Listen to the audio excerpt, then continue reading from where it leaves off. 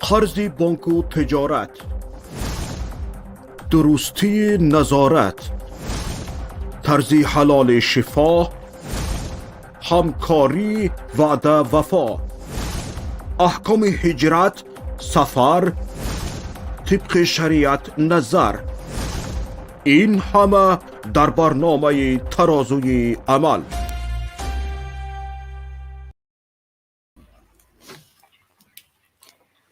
بسم الله الرحمن الرحیم. السلام علیکم و رحمت الله و برکاته. شنوندگان عزیز، امروز با هم در برنامه ترازوی عمل عاید درآمدها از یوتیوب و یا اینکه پول‌هایی که از طریق شبکه یوتیوب به دست می آورند چی حکم دارد صحبت میکنیم.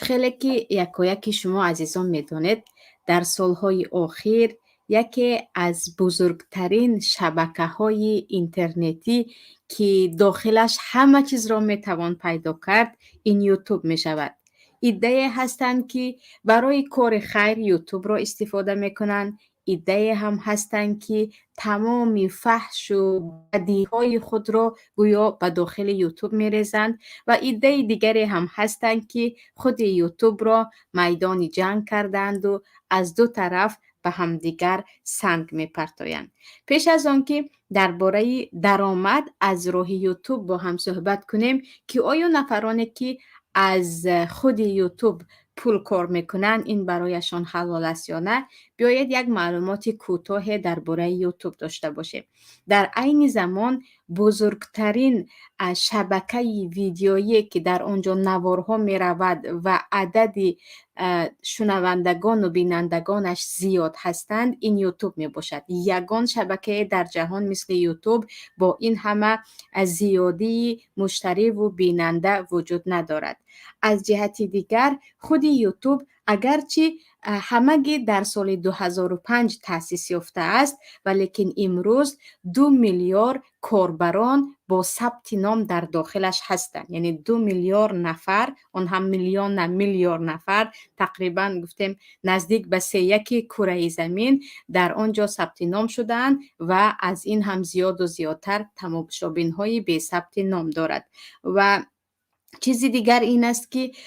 در برابر اینکه نوار را در آن میگذارند خیلی زیاد یوتیوب را برای خود یک جای کار تعیین کردند و درآمد هر ماهشان هم از خود یوتیوب می باشد. و البته که برابر اینکه خود یوتیوب به نفرانی که به آنجا ویدیو میگذارند بعضی از مبلغ ها میدهد، خودش هم البته نکم از 20 میلیارد دلار در یک سال درآمد میکند. و اینجا ببینیم که چه خیلی که گفتیم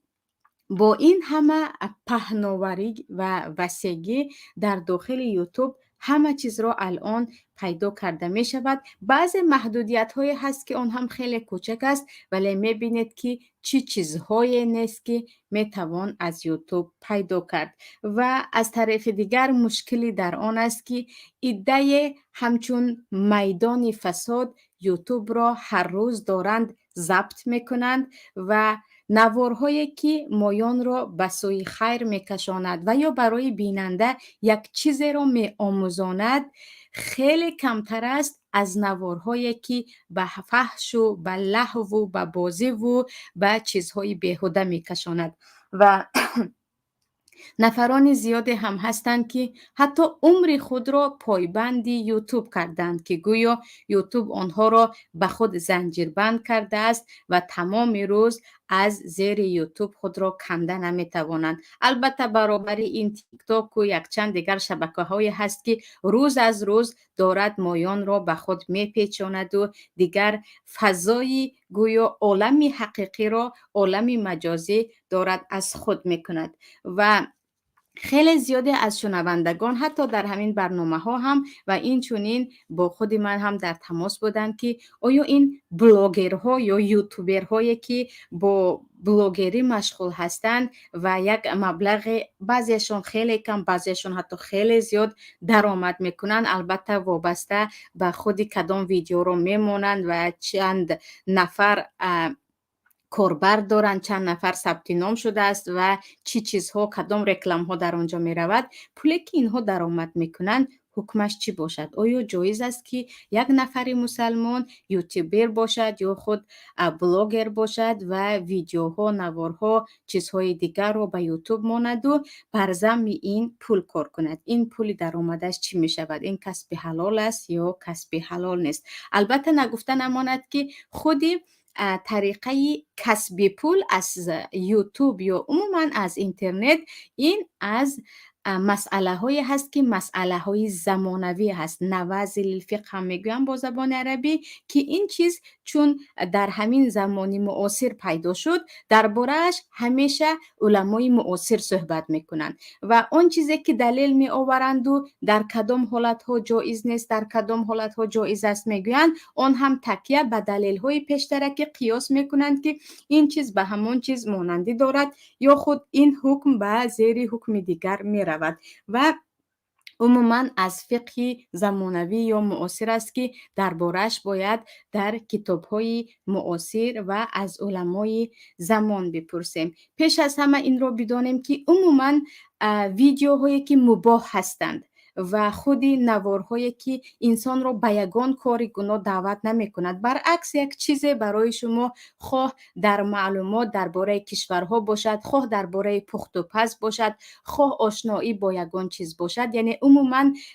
نفری که آن نوار را گذاشت مقصدش یک فایده به خودی بیننده رسانیدن، یک چیزی مباح یا یک چیزی که از تعلیم است و این چیزها باشد، البته آن جایز است، ولیکن مشکل در رکلام هست و اساسی تمام علمایی که درباره پول یوتیوب گپ میزنند که لجنه فتوای علما در عربستان سعودی و اینچنین فتوای علما در خود مصر عرب و دیگر کشورها هست، میگویند اولا عموما یک نواری عادی، نواری که حتی یگان در داخلش مثلا امر معروفش نیست، یگان نصیحت نیست، عموما درباره یگان پرنده و در چیزهای عادی هست، گذاشتن به یوتیوب هیچ باکی ندارد. انسان از آن را گذاشته، حتی پول گرفتنش باکی نیست، فقط مشکل در رکلام هست. برای آنکه اساسا یوتیوب پولی که یا مبلغی که به بلاگرها یا یوتیوبرها میدهد، آن مبلغ را خودش از همان مؤسسه ها یا شرکت های میگیرد که با آنها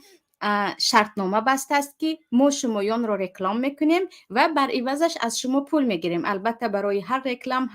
هر پولی که یوتیوب میگیرد 50 را برای خودش میماند، 50 را برای نفرانی که نوار میگذارند و در داخل نوارشان چند رکلام دارد و البته نفرانی که یوتیوب را استفاده میبرید میدونید که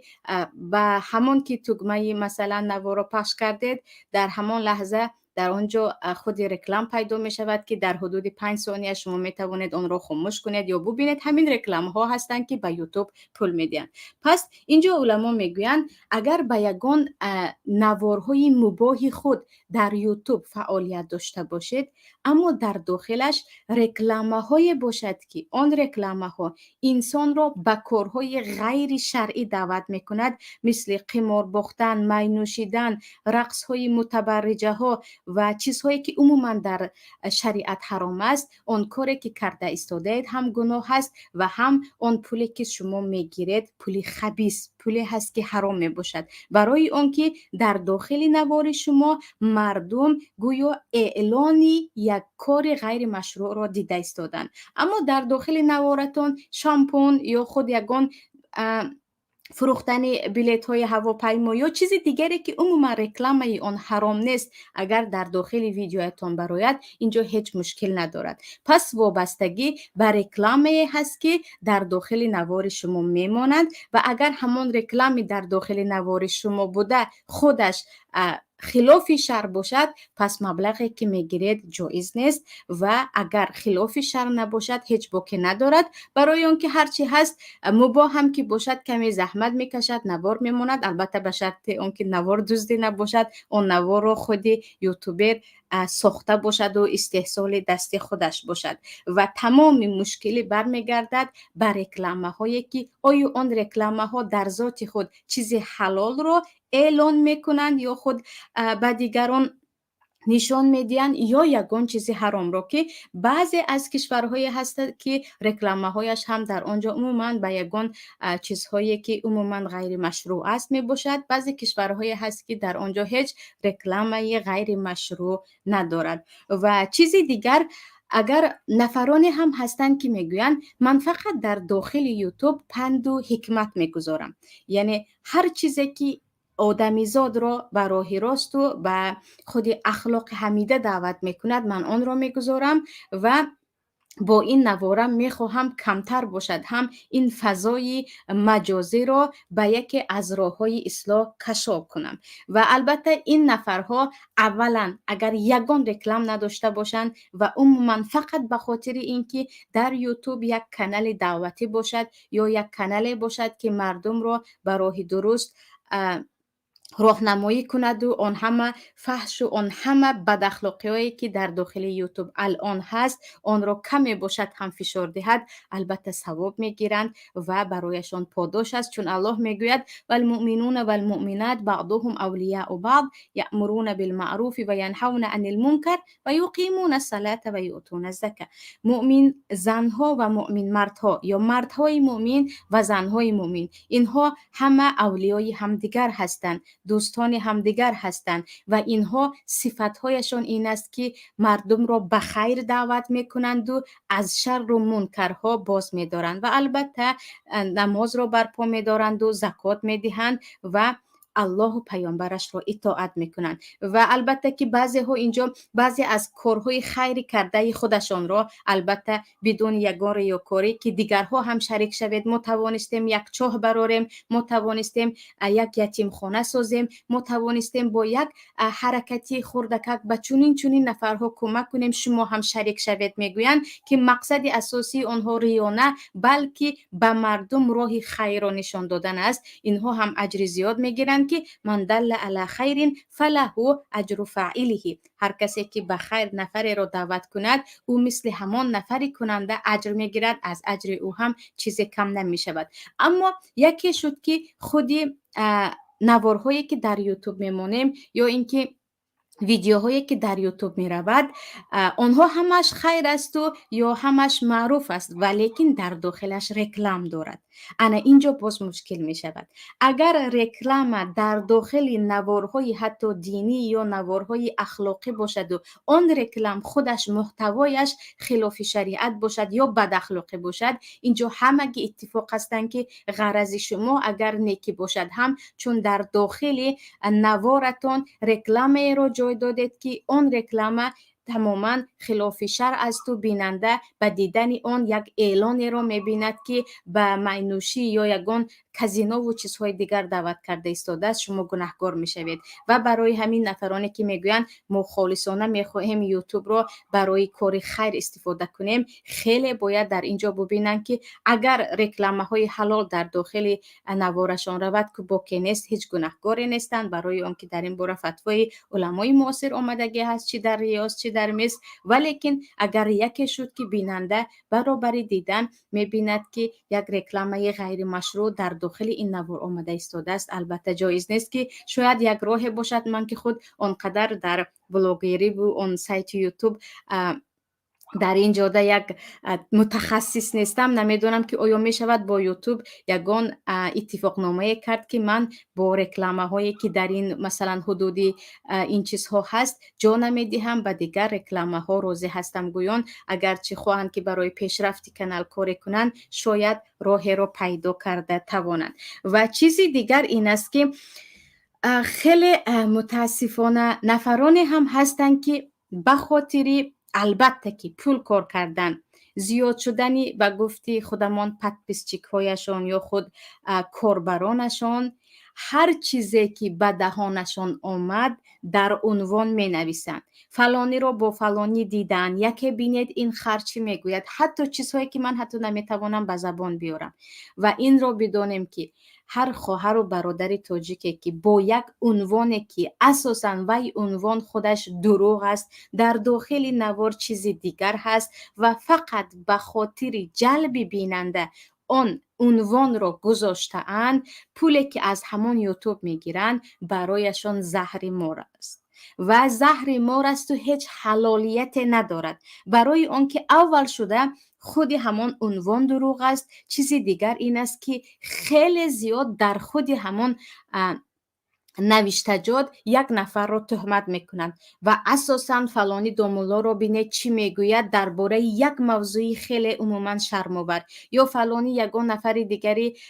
نفری که مثلا یکی خطا کرد که انسان خطا میکند، انسان گناه میکند و گناهش رو میخواهد پنهان کند، لیکن این رو نوارش رو از کجای پیدا کرده، ببینید این نفر چیکار کرده ایستاده است، این شرمنده رو ببینید. و اساسی مقصد چی است؟ اینها میخوان کسی رو اصلاح کنند. نمیشود که یک نفر رو شرمنده کرد و دیگر مردم رو اصلاح کرد. البته میخواهند تهمت بالای مردم و بر عوض آن تهمتشان یک پولی که برایشان زهر قاتل است از یوتیوب بگیرن. و این رو باید بدانیم که در سوره نور یک آیتی هست که خیلی تهدید میکند نفران تهمتگر رو، نفرانی که دیگران رو میخواهند سیاه کنند و میگوید الله ان الذين يحبون ان تشيع الفاحشه في الذين آمنوا لهم عذاب علیم فی الدنیا والآخره والله یعلم و انتم لا تعلمون. آنهایی که دوست می‌دارند که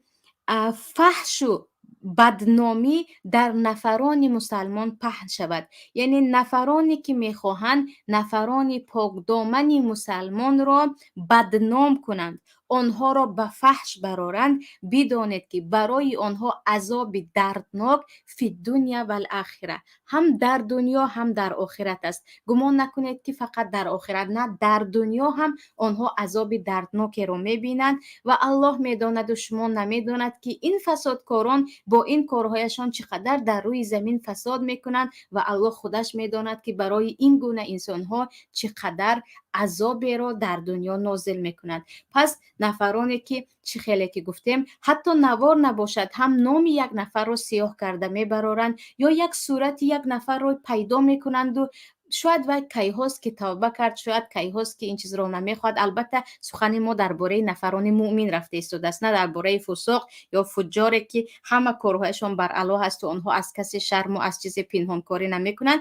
درباره نفرانی که عموما اهل خرد و اهل علم هستند و آنها رو، یا حتی یک نفری که یک چیزی رو در داخل قصه گفت دو جمله او رو پاره کرده میگیرند و انا بینید این چی میگوید گویان یک نوار میسازند. آن هم فقط به خاطر آنکه بیننده زیاد شود و میخواهند با این راه پول کار کنند که هر سال که از 1000 گذشت و دیگر مبلغ معینی برای یوتیوبرها هست. و انا این مسئله خیلی مسئله خطرناک است که از راههای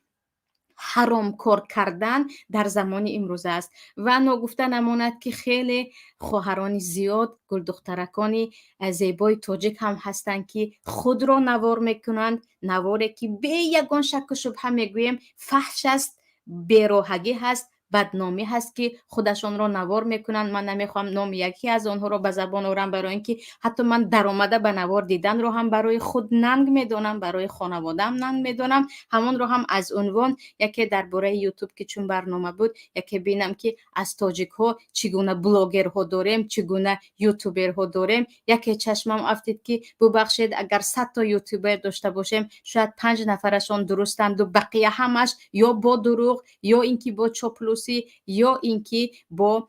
فحش و گمراهی دیگر مردان را با هر نمود سخنهایی که عموما به زبان یک دختری تاجیک آوردنش چگویم شاید نجس هست، میخواهند با همین روها پول کار کنند که من نمیدونم غیرت پدر و مادر این گونه دخترها در کجا هست و عقل خود همون دخترک در کجا هست. از همه عجیبش الان همین به نزدیکی بود، هفته گذشته بود، در خود آزادی برآمد، در اخبارهای عامه برآمد که در تاجیکستان برای نفرانی که از طریق اینترنتی درس های دینی میگیرند تا 3 سال زندان تهدید میکند. یعنی از یوتیوب کسی در آمد و گفت کنی بینم همین موضوع دینی است، میخوام از اخلاق که دین همش اخلاق است از این با خبر شوم، تا 3 سال او را به زندان تهدید میکنند. اما دخترکی که 24 ساعت از فحش و از بدبختی صحبت میکند هیچ تهدید برای او نیست، گویا که او نفران را به راه راست هدایت میکرده باشد. یعنی درباره این گونه بلاگرها که این گونه کارها تا 3 سال تا 10 سال باید جرم داشته باشد، چون دخترک 14 ساله و 15 ساله اساسا آن را میبینند،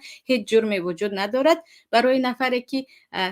در نزد دوربین آمده از اخلاق و از راه راست و از احترام پدر و مادر صحبت میکنند که اینها همه دین است. تا 3 سال دیگر جرم است که ببخشید اون سنگی که به قوم لوط ریخته بود شاید با این گونه قوانین بالای مردمی تاجیک هم از آسمان بریزد. و مسئله دیگر خیلی که گفتیم پولی حرام برای یک دخترک تاجیک یا یک مرد تاجیکی دیگر این را با اون دیدن، اون را با اون دیدن، این را ببینید، اون را ببینید، از رقص و از توی هر چیزی که فحش است یعنی گرفته میمونند. زهر مار است برای خودشان و آن نوار هم و با این کارشان فقط حرام میخورند که حتی از فروختن گوشت خوک از آن هم بدتر میباشد. یک مسئله جدی دیگر مسئله قمارهای یوتیوبی الان پیدا شده است و به این هم باید خیلی خیلی اهمیت دهیم که متاسفانه برادرای مهاجری که همیشه میگوییم خاک پایتان تاج سر مردمی تاجیک که شما نان میآرید، شما هستید که دیگر اقتصاد را بالا میبرید، شما هستید که همچون یک نفر مبارز برای فرزند و دختر و مادر خود دیگر بالشت شما سنگ است و کار میکنید. خیلی زیاد مهاجرین هم به این کار مشغول هستند. این کنکورس هایی هست که نامش کنکورس اما خودش همان میسر است، یعنی میسر همان قماری هست که الله میگوید یا ایها الذین آمنوا انما الخمر والمیسر والانصاب والازلام رجس من عمل الشیطان. ای اونهایی که ایمان آوردید بدانید که شراب، الکل با همه نمودش، قمار با همه نمودش، بت و بت پرستی، فالبینی، اینها همش رجس من عمل شیطان هستند. پلیدی از کارهای شیطان است که با اینها شیطان میخواهد بین شما دشمنی را برپا کند. و درباره خودی قمار یک موضوع داشتیم و موضوع خیلی وسیع است، ولیکن کنکورس هایی که الان در یوتیوب شده ایستاده است و اون هم بعضی بلاگرها کرده ایستادن، بعضی صاحبان کنیز چی میگن کازینوهای یوتیوبی کرده ایستادن که اونها را خودی همون سایتشون یا کانال یوتیوبشون را به مشکلی میتوانیم بگویم قمارخانه فلانی. برای اون که اون کنکورس نیست، اون همون قمار 100% حرام در شریعت است. برای اون که میگن بلیت خرید، نرخ بلیت 1000 سوم روسی است، 100 سومون است، 5 سومون است. در آخر یک نفر یا 2-3 نفر یا اون کسی که نامش در قرعه کشی برآمد پیروز می شود و انا همین ماشین از آن او می شود. یا 3 نفری که از دخترها داخل شدن اگر زنک گیرد انا همین پدرکه زنانه برای او می شود و ماشین ها رو هم رکلامه می کنند و جسد قماربازانه خودشون هم رکلامه می کنند و یک چند بلیت ها رو که 100 تومان 200 تومان اکنون خودمان فکر کنیم خودی نرخ ماشین چقدر هست و آنها چند تا بلیت میفروشند. البته که اگر ماشین رو گفتیم مثلا 100,000 روسی، نکم از 400,000 از آنجا بلیت میخرند که 300,000ش برای همون صاحب قمار و یک ماشین رو یک نفر میگیرد، بقیه همشون دستی خالی. این همون 100% قمار است و این کنکورس ها دارد روز از روز زیاد می شود. یعنی روز از روز کنکورس ها از طریق اینترنت که ما بلیت می فروشیم، ما کنکورس داریم برای این برای آن زیاد می شود و این رو هم بدانید که قمار است، حرام است، خوردن گوشت خوک است و زهر است برای فرزندان و همان ماشین ببخشید یک تابوت آهنین است برای نفری که از قمار برای خود کسب میکند. و مشکلی در آن است که بعضی ها گمان میکنند این یک مسابقه هست، اما مسابقه معنایش چیزی دیگر است، قمار چیزی دیگر است. در مسابقه که در شریعت حلال است، یک نفر خودش پول میماند و میگوید هر کسی که برنده جایزه شد این از آن او هست، از کسی چیزی طلب نمیکند. اما این قمار در آن است که همه باید به مابین مقدار از مبلغ را روان کنیم، سپس یک نفر یا 2 نفر از بین ما صاحب آن می شود که نامش رو هم قمار نمیگویند، با کنکورس یا لاتاری یا چیز دیگر یا مسابقه ها یا یک چیز دیگر میگویند که مردم هم میگویند قمار چیز دیگر است. شاید که قمار فقط در قمارخانه و کازینو باشد، این چیز دیگر، اما این همان قمار 100% هست که باید به این همه با هم مبارزه برند که این گونه کنکورس ها نابود شود و چهره زشت این قماربازانی که پول حرام را با این راه درآمد کرده ایستادند. قطره هر یک عرق جبین مهاجر را به جیب خود با نام کنکورس گرفته ایستادند، 100% حرام خور می باشند. و مسئله دیگر در آن است که بعضی ها حتی یکچند همان خودی صاحبان یوتیوبرهایی که با پول حرام درآمد میکنند، چه از کنکورس باشد چه از بدنام کردن یگان نفر دیگر، بعضی در داخل نوارهایشان یک عمل خیری رو هم نشان میدهند که انا ما با فلانی عائله مسلمان کمک کردیم، من مثلا بلاگر هستم به فلانی یاردم کردم، یا من قمارباز هستم و به فلانی یاردم کردم، ولیکن گویا که با این کارشان ثواب گرفته ایستادند و گویا که این عمل خود رو خیلی زیب و زینت نشان میدهند. اما ان الله طیب لا یقبل الا الطیب، اون صدقه که شما میکنید، اون خیری که از پول قمار میکنید، مسئله اتفاقی است که هرگز قبول نمیشود. شما از اون پول حرام خود به کسی دادید، البته برای فقیر حلال است، اما هیچ اجر و ثوابی نمیگیرید و نباید مردم هم فریفته آن شوند که نه این نفر اگرچه کنکورس میماند یا اینکه قمار میکند این هم ثواب کرده ایستاده است، این هم خیر کرده ایستاده است، نخواد این کار خطا کند. نه، 100% باید بدانیم که همین که یک چند نفر پول پرتافتند، فقط یک نفر صاحب آن شد، بقیه دستی خالی برگشتن، این همان مفهوم قمار می باشد. و اینجا نفرانی که با این نمود کنکورس ها مردم را فریب کرده ایستادند، البته که هیچ خیرشان هم قبول نیست و نباید باور هم کنیم که گویا که اینها از نفران خیرات دهنده هستند و اهل خیر هستند. هیچ اهل خیر نه، اهل حرام خوردن هستید، قمار هستید و چگونه که گفتیم زهر مارتان بود و برای تمام نفران دیگری که همراه شما میخورند. و مسئله دیگر اینجا عزیزان، وقتی درباره گفتیم یوتیوب، یک مسئله دیگری خیلی خیلی شاید این رو هم بگویم ننگاور که نمیگویم، چیزی که انسان کمی شرم میکند درباره این است که البته وقتی گفتیم آیا زن هم میتواند بلاگر شود، آیا زن هم میتواند یگان چیزی را برای مردم در یوتیوب از پخت و پز باشد، از یگان نمود درس باشد برد، البته اینجا باکی ندارد، چون پیشتر هم گفته بودیم که صدای زن در نزد جمهور علما عورت نیست و صدای زن اگر نمایان شود باکی در چهرهش بعضی از اختلاف است که بعضی از علما باکی ندارد میگویند، بعضی از علما نه، چهره زن را همه دیدنش خوب نیست میگویند، که مسئله اختلافی است. اما پس آشپزی کردن یا یگان درس دادن یا یگان درباره یگان شهر یک معلومات دادن دور از ریا، دور از خودنمایی، این چیزی باکی ندارد برای خواهرها. اون هم البته با ستر عورت و بدون اون لباس های تنگ و دیگر آرایش هایی که فقط برای محرم حلال است. اما مسئله دیگر، بعضی خواهرها خواه در خارج باشند خواه در تاجیکستان، از جای خوابشان یا از تخت خوابشان شروع کرده تا خوراک کودکانشان، تا چگونه خوراک خوردنشان، تا آشپزخانه و چیزهای دیگر، یعنی کلی زندگی خود را به یوتیوب میمونند که این یک رکلام خود است و تفاخر یا فخر کردن با زندگی خود و یک ریاکاری و خودنمایی می باشد که البته یگانه در سه حالت، یا گفتیم یگانه در حالتی که شما فقط میخواهید مردم از این پند گیرند، میتوانید از بعض نعمت ها صحبت کنید یا برای شکرگزاری. اما اینکه ببینید انا این است با این پول خریدم، انا این از کودکم است، یا حتی این رو در استاتوس هم دیده می شود که بعضی ها صورت های خودشان رو در ولسیپید نشسته، دوچرخه یا اینکه در داخل ماشین نشسته. برای مرد مسلمان که اون هم خیلی بد است، یعنی برای زن یک مسلمان خیلی چی گویم خود نشاندهی و در عین حال پس بودن معرفت می باشد. برای اینکه چقدر که معرفت انسان بلند شد و انسان معنویاتش زیاد شد، خودش را قدر کرد، ظاهرش را رکلام کردن را دوست نمی دارد و هرچی که انسان از داخل پوک است، خالی هست، زیاد می خواهد با ظاهر خود دیگران را فریفته کند. برای همین این هم یک مسئله هست که پیش از همه مسئله چشمم هست که پیامبر صلی الله علیه و سلم میگن العین حق ولو کان شیء سابق القدر سبقته العین. خودی چشم حسد کردن حق است، اگر چیزی رو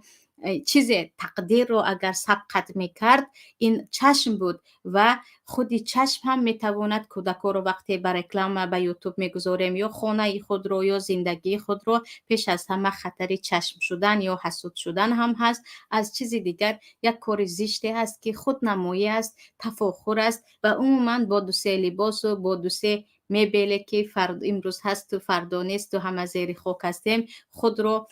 بالا نشان دادن می باشد. و اگر مثلا یک خواهر یک تاجیک خودمان یا یک خواهر یک چیزی رو به مردم نشان دهد که مردم از آن فایده میگیرن، خواه نرخ و نوای دیگر کشور باشد، خواه یک چیزی که از آن خودش استفاده کرد و برایش بود، دور از ریا، دور از خودنمایی، دور از خود رو بالا گرفتن باکنه، اما با رکلامه اطراف و با خود و با چیزهای دیگر، البته که برای علل خصوص یک زن مسلمان که باید تا توان خود را متواضع و خاکسار نشان دهد، هرگز بنده نیست. و اینجا پس می شود که بعضی ها میگویند برای زنها بلاگری کردن جایز است یا نه، چگونه که مردها میکنند وابسته است به کدام کار بلاگری میکنند. وقتی گفتیم کلمه بلاگر در داخلش چیزهای خیلی خیلی زیاد است که نمی شود همه اون رو یک بارگی گفتیم جایز نیست یا جایز است یا به این علما اجازه میدین یا اجازه نمیدین. برای اون که در مفهوم بلاگر یک نفری که نوار میگذارد یک چند میلیون نفر هستند که بعضی ها این گونه نوار میگذارند، بعضی ها نمود دیگر و ببخشید وابسته به خودی نوار و چی میگذارد و کدام رکلام در داخلش میرود و مقصد از خودی کانال چیست، هر یک نفر حکمی خودش را دارد. و اینجا خودی کارگران از من خواهش کردند که امروز کمی مشکلی تکنیکی دارند و برای سوال و جواب تقریبا برای سوالهای شما برای جواب دادن امکانات نیست و اگر سوال پیدا شد در برنامه آینده برای شما جواب میدهیم. از اینجا با شما عزیزان خداحافظی میکنم. در پناه الله یکتا باشید و انشالله که هم خوردنتان هم حیاتتان همش طیب و پاک گذرد، دور از شبهه ها، دور از لقمه حرام و همیشه پروردگار حافظ شما باشد. السلام علیکم و رحمت الله و برکاته.